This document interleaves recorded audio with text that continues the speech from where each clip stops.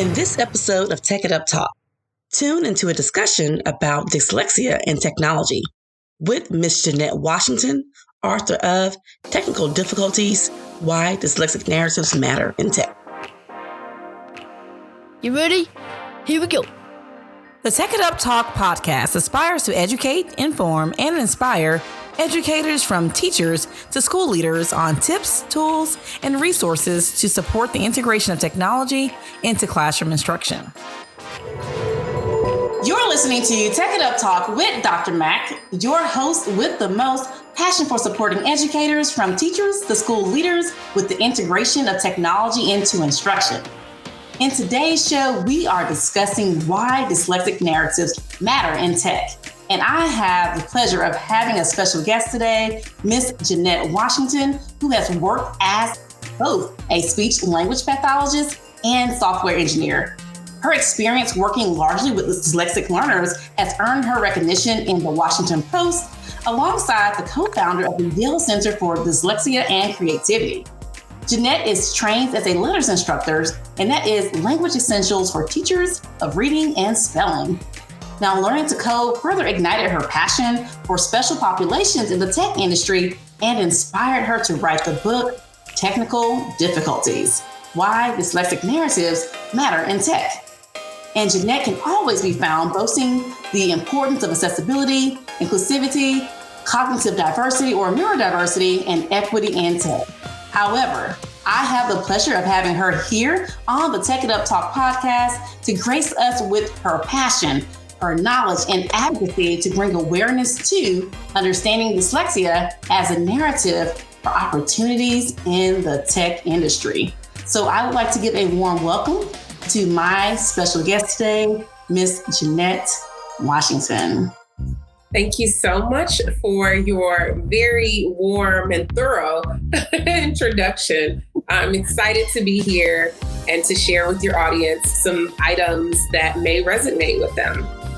Oh, I'm excited to have you here. And, the goal for this episode is to bring awareness to dyslexia as a narrative for opportunities in technology. And I'm so excited that you're here, because when I first saw your profile, like on Twitter, I saw your book and I immediately purchased it. And I feel like it's a relevant topic that is not often highlighted in education, as well as the tech industry, or even the workplace for that matter. And so I wanted to support bringing it to the forefront for us as educators, for educational leaders, as well as leaders who are in the technology industry. And so your knowledge and your expertise can definitely help better inform educational leaders and industry leaders to enhance their instructional and professional support, their systems functionality in the classroom and the workplace. So I want to first start by just you sharing with us, what is technical difficulties all about?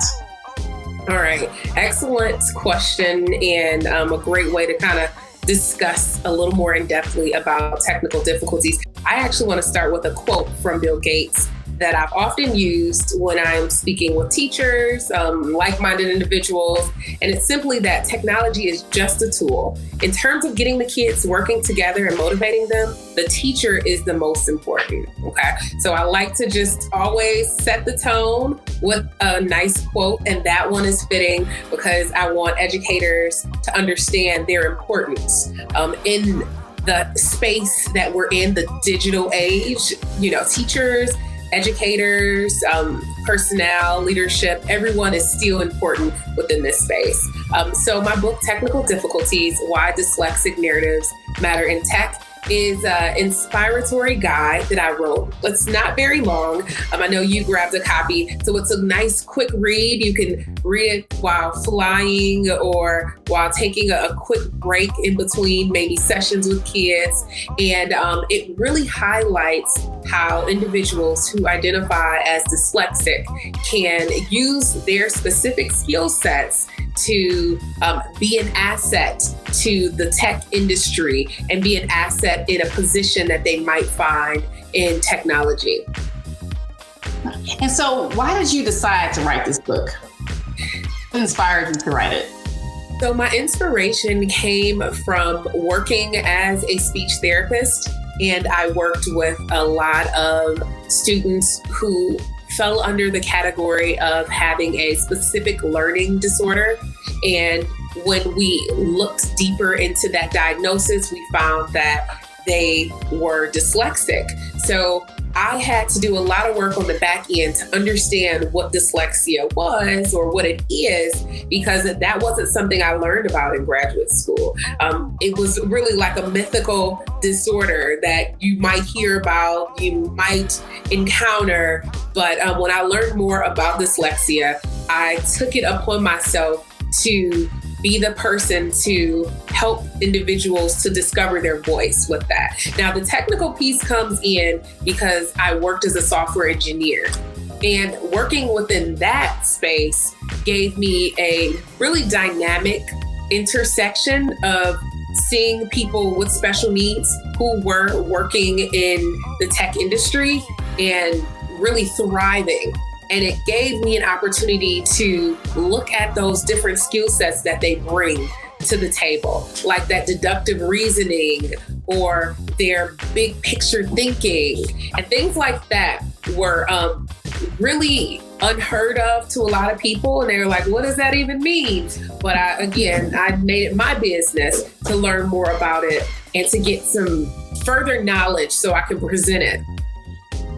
Right. And so you mentioned discovering their voices, which I think is very powerful for all of us to discover our voice. So just if you can kind of give us some, my background is not in special population. So when I talk to people, I'm always inspired to want to learn more. So what is it that students are challenged with that may identify as being dyslexic as a student in school?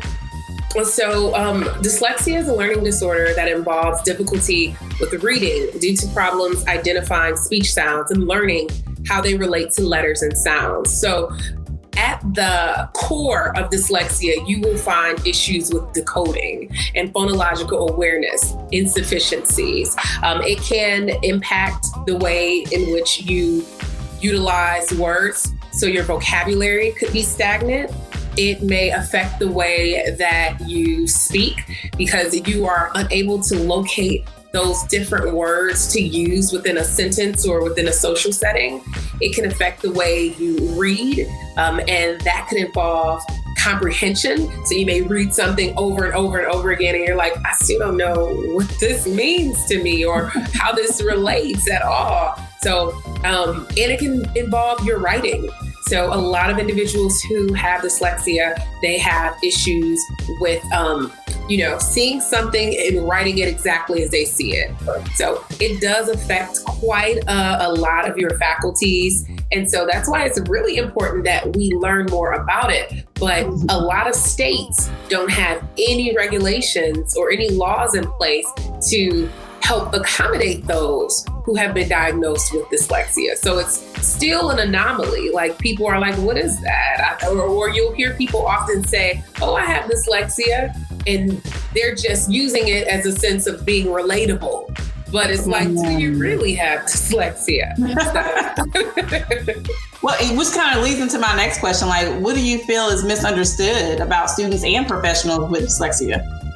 So a common thing I can say has been misunderstood is that dyslexic students are lazy students. That can be misinterpreted through the fact that the students may not want to read aloud in class. The teacher may say, hey, read paragraph 9, and the student may be very hesitant or reluctant to read. So then the teacher may look at that student as being lazy, or even worse, they may label that child with some behavioral issues. Okay, so that's another subset of symptoms that we may see frequently. Also, when it comes to calling a student lazy, I think what's important to understand is that the effort that's exerted and the energy that goes forth in a dyslexic student trying to read can make them see the words jumbling on the page, moving around, and it can cause some frustration. So I think when we're looking at dyslexia from a standpoint of, a teacher wanting to understand more, it's usually going to be those students who are struggling and you can't really put a finger on it, or you can't really identify exactly what's happening, but you know that when it comes to writing, speaking, spelling, and reading, they are not meeting that milestone for their generally developing peers, or they're not meeting those benchmarks. Right. And so what advice would you give educators in supporting them in the classroom? So I think that diagnoses are important, because once you have a title to what's going on with that child, then you know how to move forward. However, in some districts, that may not be how things work. You know, there may be a long or a lengthy waiting period before you can get tested or assessed. So I would say to look at creating accommodations that could be helpful for all of your students. We talk a lot about the universal design for learning within that education space. So it's important to look at ways in which you can create an activity that each child can benefit from, and each child can play a part in providing input on that activity. For instance, I think about like now we're in the age of Zoom. So a lot of our class meets are via Zoom. Have you thought about potentially having those recordings readily available to your students afterwards so they can watch it again and get another insight on what was happening in class that day? Or for some students, having that closed caption so they can go back and kind of read over exactly what was said. Having a graphic organizer set up so that students can fill out what is the lesson's main point and purpose that particular day. So having things like that in place would not only be helpful for dyslexic learners, but you'll find that all learners would benefit from, you know, graphic organizers, recordings, closed captions, things like that. So do you think that the pandemic has had somewhat of a positive impact for teacher instruction to help support dyslexic students? Oddly enough, I do. I think that this has been a wake-up call. And so a lot of people who were sleeping were forced to wake up and smell the chaos around them. Yes. So I believe that the pandemic, though it has been very tragic, there has been a lot of things that have been eye-opening to come out of this, especially within the education setting. Just thinking about the trauma of teachers going back to school and wearing masks and vaccines and just everything in between has been so out of the ordinary for us. And it's forced us to pivot, essentially. So I think that the pandemic, though it has been unfortunate, it had to happen, and that there are some great things that are going to come out of this. Oh, I completely agree. Now, there was one thing that you wrote in your book that really stood out to me, and you stated that the classroom sets the tone, but the workplace perpetuates the cadence. And so that really stood out to me when I read that. And so what disconnect do you think there is between students with dyslexia when they leave school to enter into the workspace? So a lot of dyslexic learners end up teaching themselves how to read because they are not provided with the adequate tools in the school setting. So that means that they have issues with potentially coping mechanisms. They have issues maybe with trauma because teacher forced them to read aloud in front of their peers, and that was frightening to them.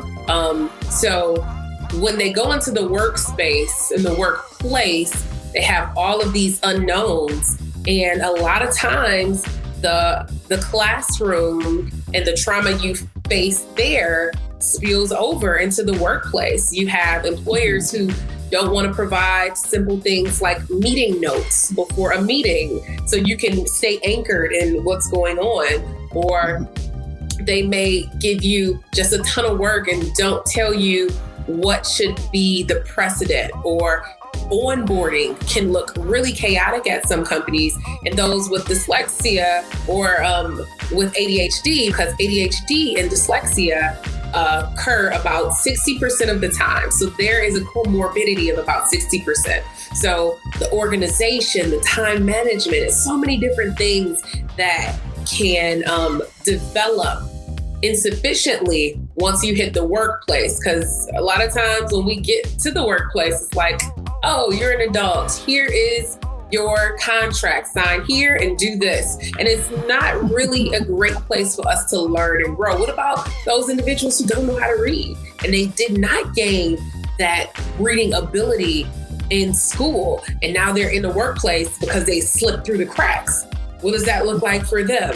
So the workplace, as well as the schooling and class place, they can look alike.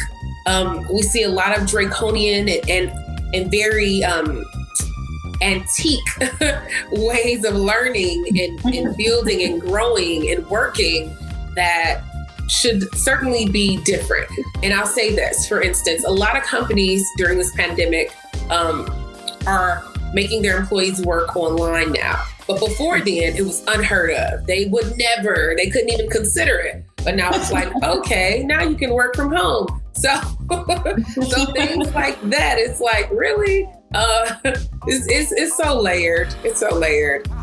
Wow, yes, that is amazing. And so, you talked about employers and making careers accessible, I guess, for those who are interested in pursuing. And so what can employers do to better support professionals that may have dyslexia? So I think about the very first stage of employment, which is that interviewing process. So if an individual with dyslexia is going into a job interview and they have issues with comprehension or retrieving the right words to say to answer a question, that can immediately be problematic and cause an employer to say, yeah, we don't want to hire this person because they didn't know what to say, how to say it. So I'm looking at more ways in which we can create project-based interviews. So have them complete a task, have them create maybe a website or do something like that at the surface of the interview, so you can really gain an understanding of this person's qualities and what they can bring to the proverbial table, and then move forward into some more traditional interviewing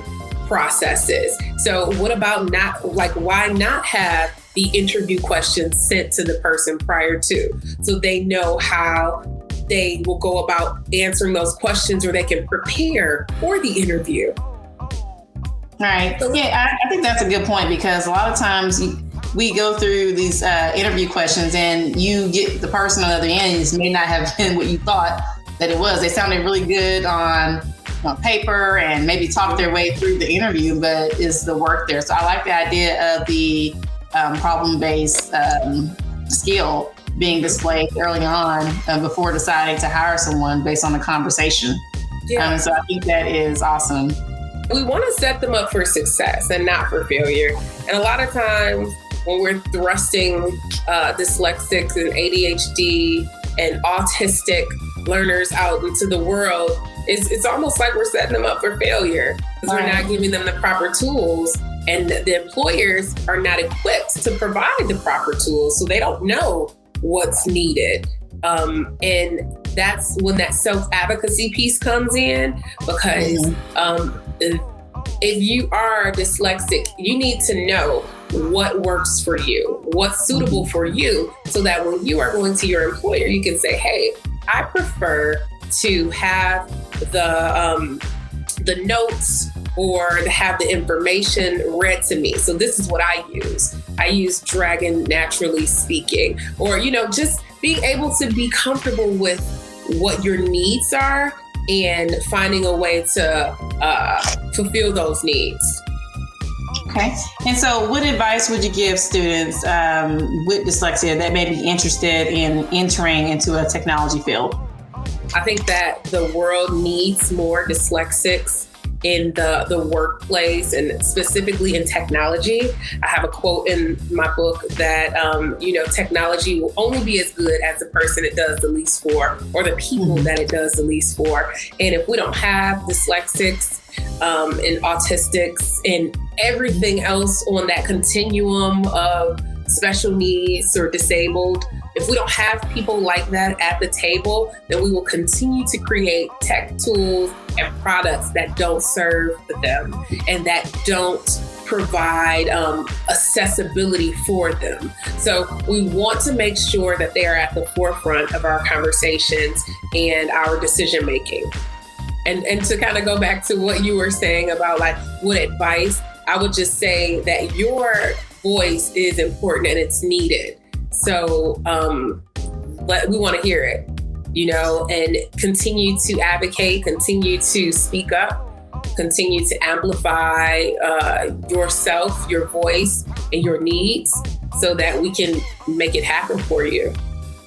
I think that's important too, because that's something, even with any kid, that we should support them in advocating for themselves so that they can go out and do those type of things. Because I could see someone who may have a learning disability that's a little more reserved and want to share that information.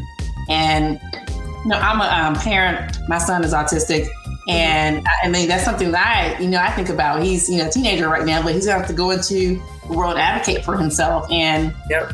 I know that is something that I worry about, and I'm worrying, like, is that something that we're teaching our students to do in school, and putting that student agency and student advocacy into our teaching and our practices. So I like that point. Let's go ahead and move on to our next segment of the show, which I like to call Get Your Tech Together. So in this segment, I would like for you to share some specific technology tools or applications that you feel educators or employers or even students with dyslexia should have in their digital toolbox. Alrighty. So first and foremost, I would say any type of audio software that provides speech to text is going to be important, because dyslexic learners are going to have some struggles with and some challenges with writing. So if it's possible, you can just speak into a tool and it will provide that writing labor for you. You definitely want to look into that. You also want to look at text to speech, and that can include like Audible or naturally speaking, but anything where it can take the text that you have and provide audio for you is going to be super helpful, because again, being dyslexic is going to cause a little more of a labor to read and to comprehend. But if someone is reading that to you, or a device is reading that to you, that's going to cut down and cut that time in half so that you can actually gather that information a little quicker and with your age appropriate peers. So those are the first two things that I would say are helpful. Another would be to utilize some graphic organizers that are available online. They have some virtual ones. You can kind of fill in the blanks, and that will help you stay anchored on your schoolwork or a job task. One website that comes to mind for me is going to be MindMeister. And that is a website that will allow you to create some graphic organizers and help you essentially to really put those points into place.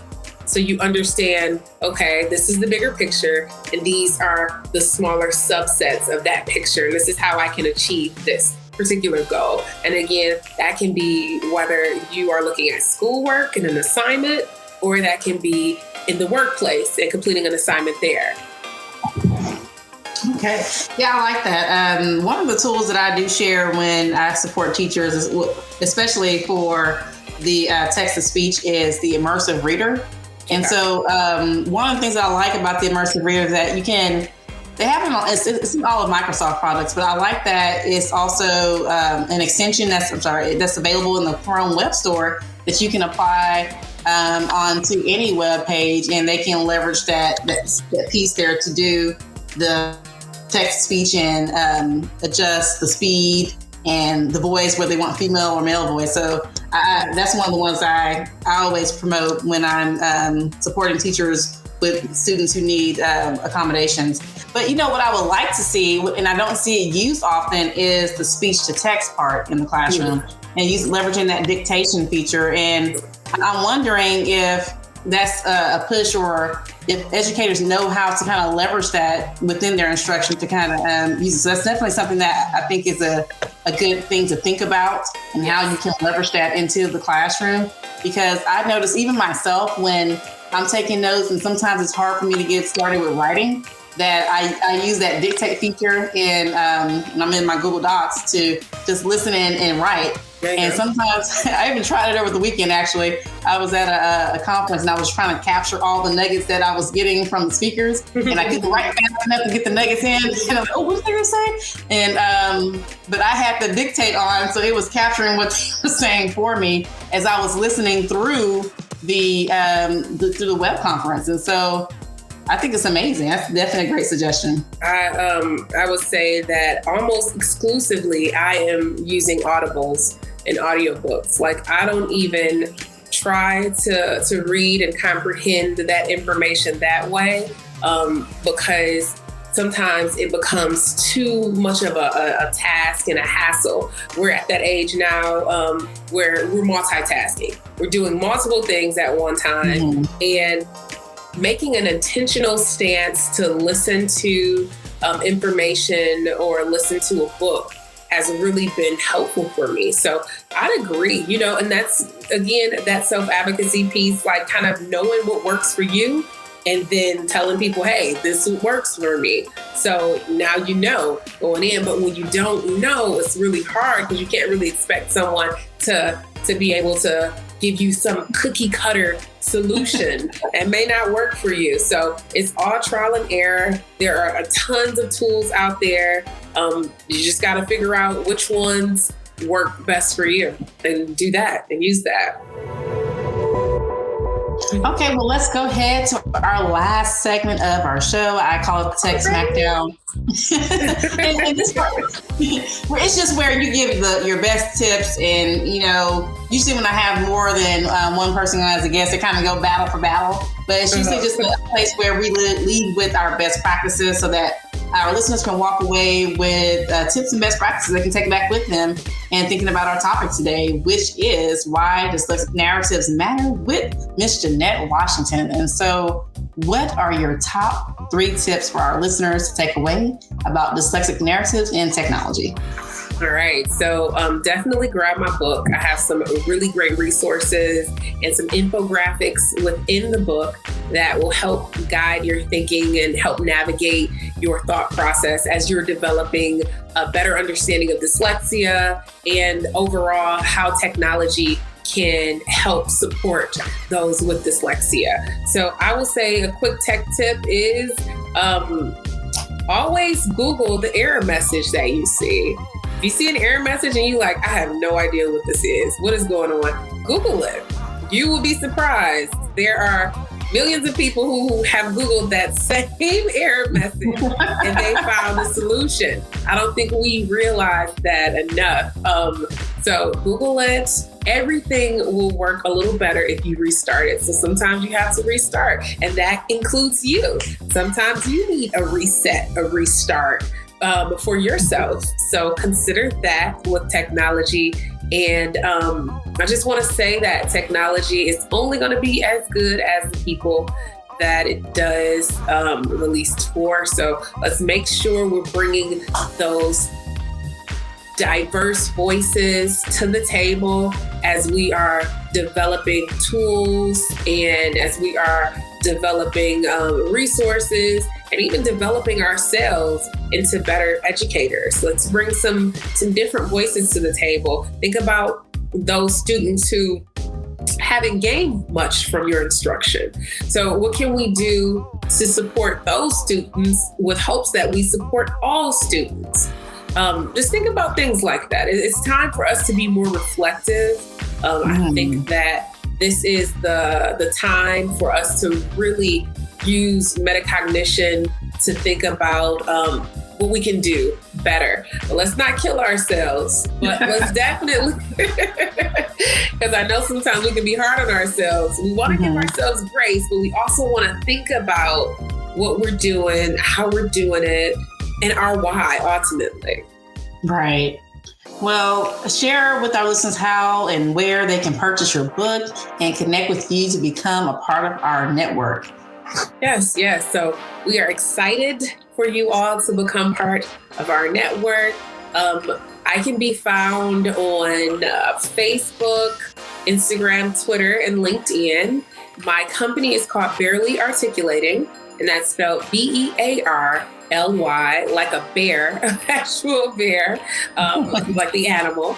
And so you can find me there. If you are looking specifically for my book, you can find that on Amazon, Barnes & Noble, and I will have it as an Audible very, very soon. Ooh. So look out for that. I'm excited. Well, thank you, Jeannette. It has been a pleasure having you on. I'm so excited to have my copy of the book. It's been great information in here. And it's been actually a good reflective experience even for myself, thinking of how I'm supporting teachers. And so thank you for being inspired to write this. And I'm definitely going to share with others. And I'm hoping that they can get some positive nuggets out of here, just like I have for myself to consider when working with students and others who may have learning disabilities. And so, well, thank you so much for inviting me on and for allowing me to be a guest, to use this space to highlight information about dyslexia and technology. I'm so grateful. And I do hope that you get some knowledge nuggets and you can share them with the rest of us. I sure will. All right. Well, thank you. Thank you for listening to the Tech It Up Talk podcast with Dr. Mac, your host with the most passion for supporting educators on using and implementing technology. Be sure to connect with me on the Tech It Up Talk Facebook page and Twitter and Instagram at Tech It Up Talk or at Dr. J.E. McDonald. Now, I know teching may not always be easy, but it sure is fun.